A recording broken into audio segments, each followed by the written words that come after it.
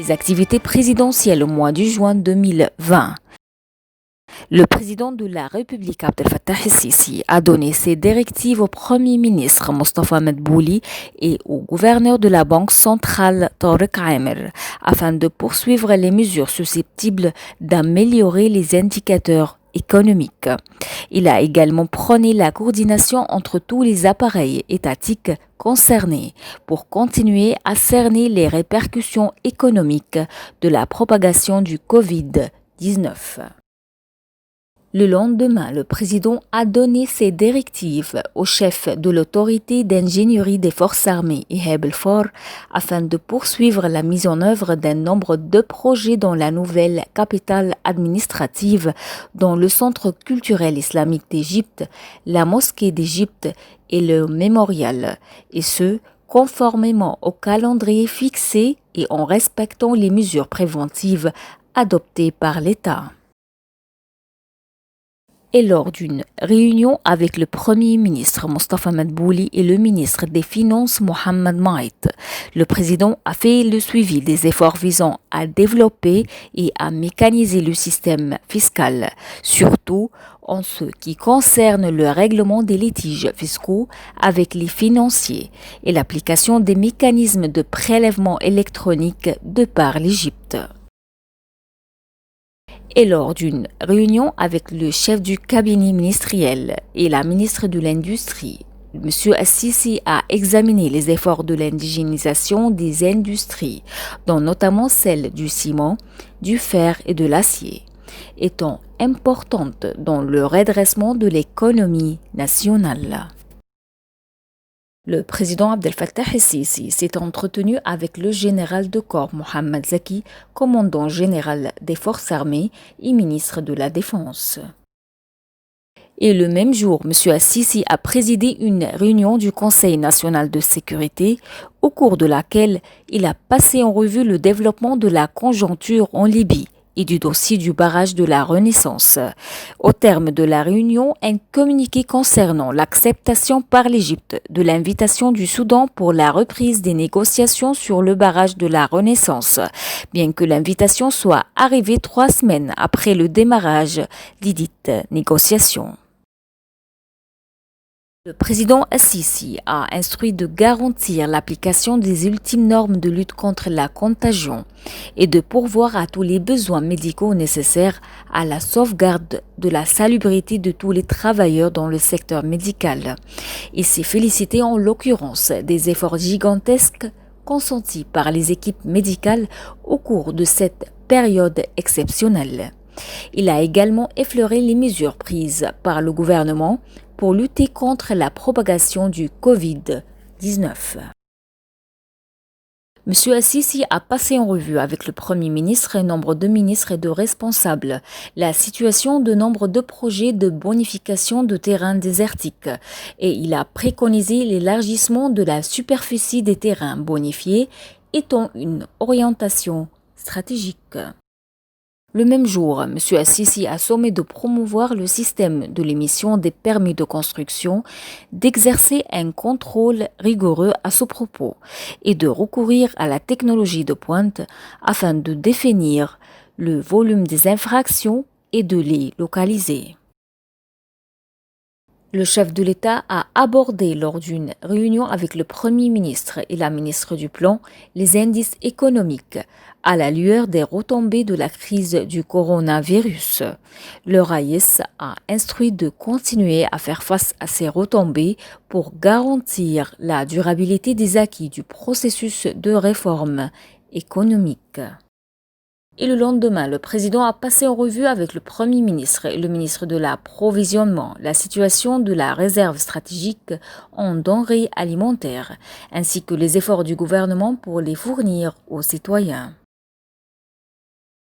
Le RAIS a examiné avec le Premier ministre et nombre de ministres et de responsables le statu quo du dossier du barrage de la Renaissance, prenant en compte les constantes égyptiennes à cet égard. Il a de même ordonné de poursuivre l'action à toutes les échelles pour protéger les droits hydriques de l'Égypte en faveur des générations présentes et futures. M. Assisi s'est entretenu avec le chef de l'autorité du génie relevant des forces armées, des projets nationaux au niveau de la République, et notamment en ce qui concerne le réseau routier et les nouveaux axes du Grand Caire.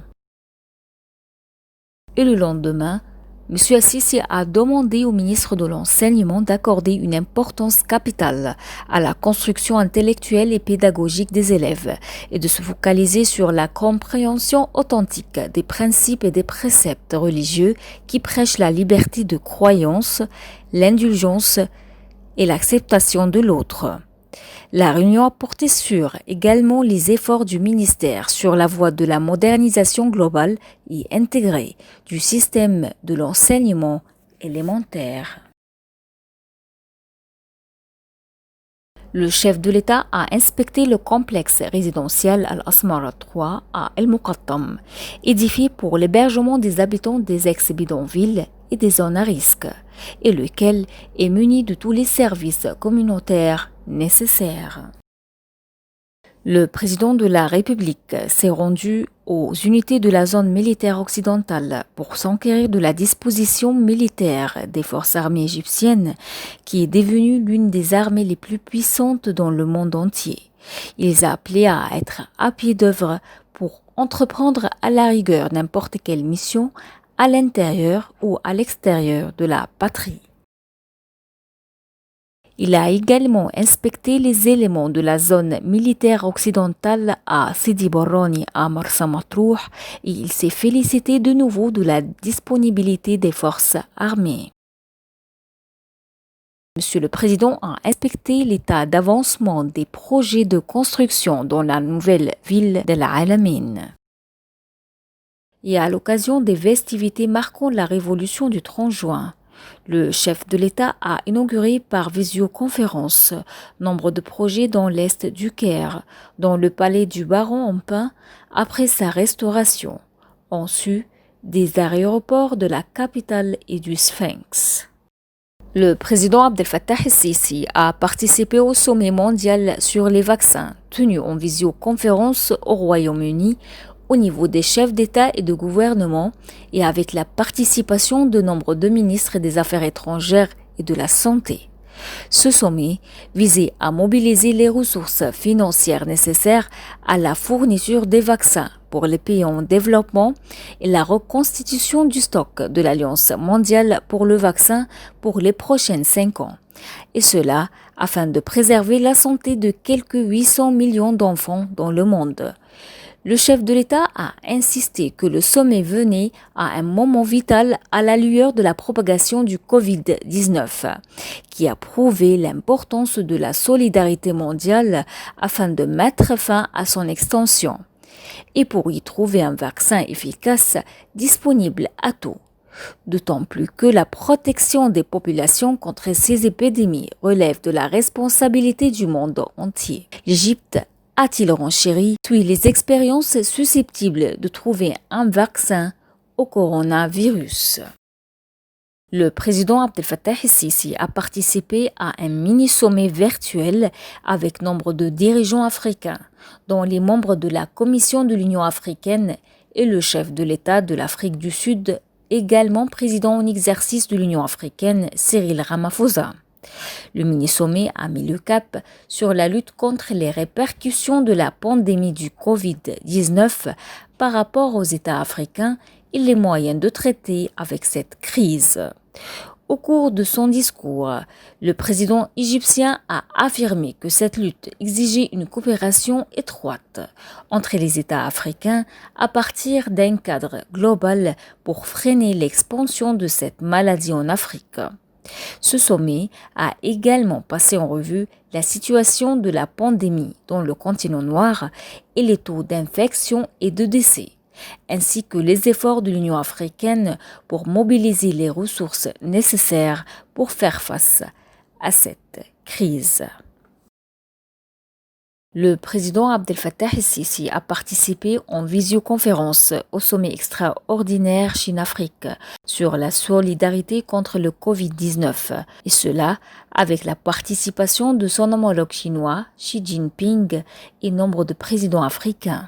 Le sommet a porté sur les moyens de renforcer la solidarité et le consensus afro-chinois dans la lutte contre la propagation du coronavirus, ainsi que la relance de la coopération entre les deux parties à la lumière des développements actuels. Le président Assisi a confirmé que la tenue de ce sommet affirme l'existence de la volonté politique pour faire progresser les relations afro-chinoises, ainsi que de la détermination du continent à poursuivre les démarches efficaces face aux répercussions du coronavirus en collaboration avec un partenaire international aussi important que la Chine, et de souligner l'impératif de donner la priorité à la protection du personnel du secteur médical en Afrique par un financement adéquat, des fournitures médicales et préventives nécessaires et de la construction et de l'équipement des hôpitaux.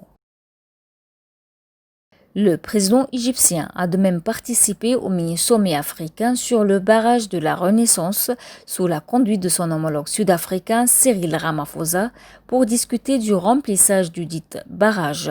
Au cours de son discours, le président Assisi a souligné que l'Égypte est sincèrement disposée à parvenir à un accord juste et équilibré qui permet également à l'Éthiopie de réaliser le développement économique auquel elle aspire et de produire l'électricité dont elle a besoin, tout en prenant en considération les intérêts des pays d'aval, soit l'Égypte ou le Soudan, et de s'abstenir de porter atteinte à leurs droits hydriques. Au terme du sommet, les participants se sont convenus de former un comité gouvernemental composé d'experts juridiques et techniques des 3 pays concernés, ainsi des États africains membres de la présidence de l'Union africaine, et aussi des représentants des organismes internationaux qui observent le processus de négociation. La formation de ce comité vise à parvenir à un accord juridique définitif et contraignant sur les règles du remplissage et de mise en fonction du barrage, loin de toute action unilatérale. Le Raïs a reçu le président du Parlement libyen, le conseiller Aguila Saleh, et le commandant-chef des forces armées libyennes, le marshal Khalifa Haftar. Lors de cette rencontre, le président Assisi a confirmé que l'action égyptienne vis-à-vis du dossier libyen tenait toujours, en coordination avec les frères libyens, à poser les assises de la sécurité et de la stabilité partout en Libye. Il s'est également initié des derniers développements en Libye et des réactions internationales.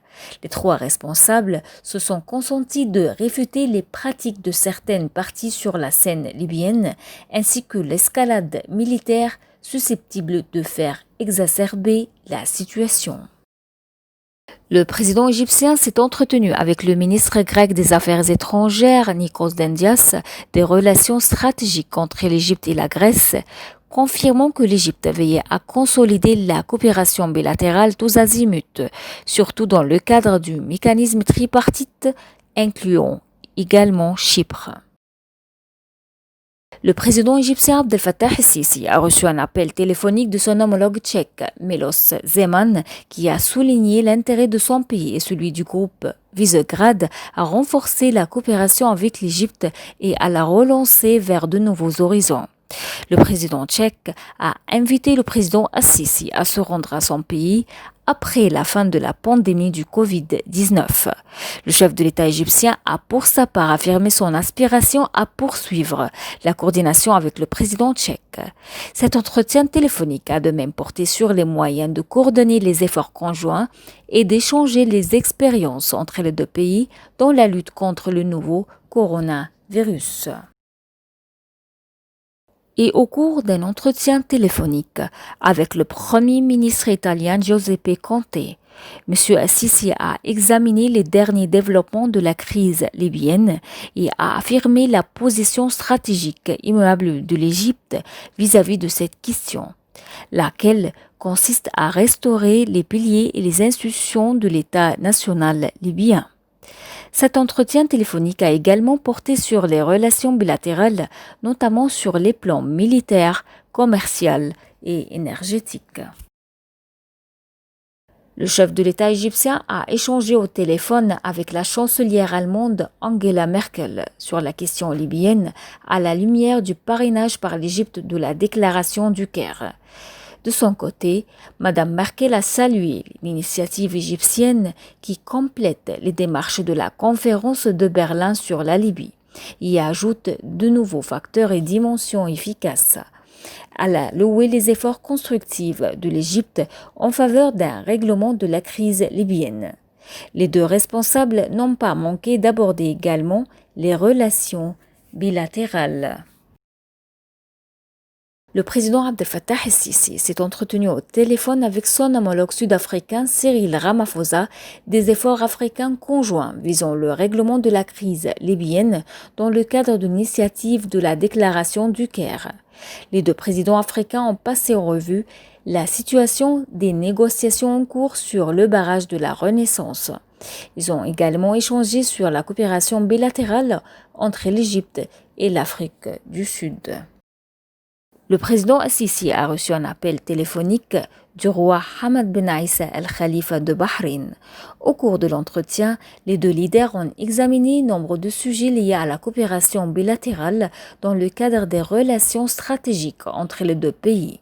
Ils ont aussi échangé sur nombre de dossiers régionaux d'intérêt commun. La question libyenne à la lumière de l'initiative de la déclaration du Caire pour le règlement politique global a fait l'objet d'examen.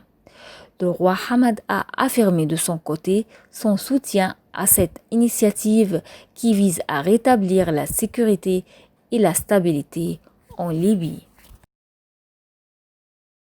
Le président Abdel Fattah el-Sisi s'est entretenu au téléphone avec le premier ministre canadien Justin Trudeau, des moyens de renforcer les relations bilatérales, notamment dans les domaines économiques et industriels, et ce, à la lumière des efforts égyptiens pour attirer les investissements et les opportunités offertes par les grands projets de développement en cours de réalisation.